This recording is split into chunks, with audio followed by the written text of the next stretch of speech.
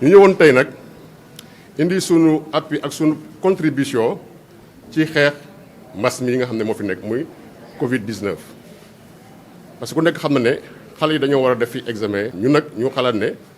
comme xale yi dañuy def examen ñun dañoo bëgg def examen sans Covid ñu jóg indi ay lot de masque ak gel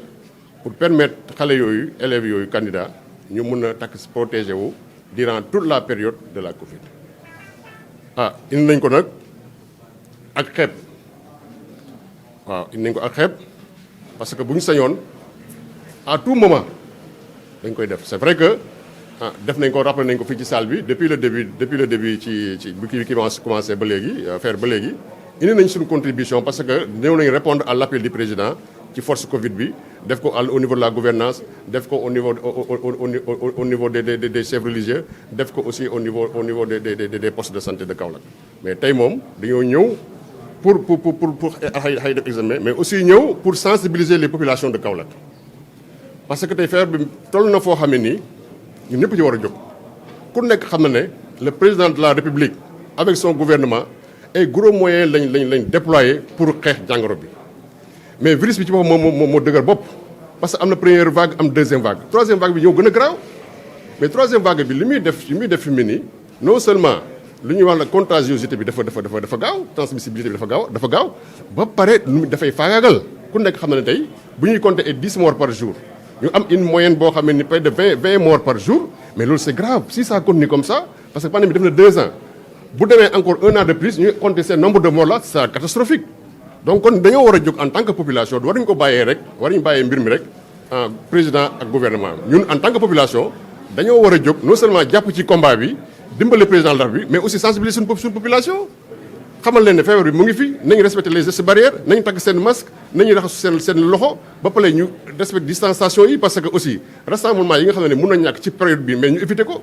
moo tax nag ñu ñëwoon tey nag pour sensibiliser. concrètement nous avons amené aujourd'hui plus de 10 000 masques. Et nous avons remis à l'IF plus de 6 500 masques. Et des lots de gel qui tournent autour de plus de 100 flacons de 500 ml. Donc cela veut dire que tous les élèves candidats auront leurs masques. Et aussi les gels seront disponibles au niveau des différents centres. Maintenant le reste, on va le distribuer à la population de Kaolack. Ñu ngi fii ci cérémonie bi nga xamante ne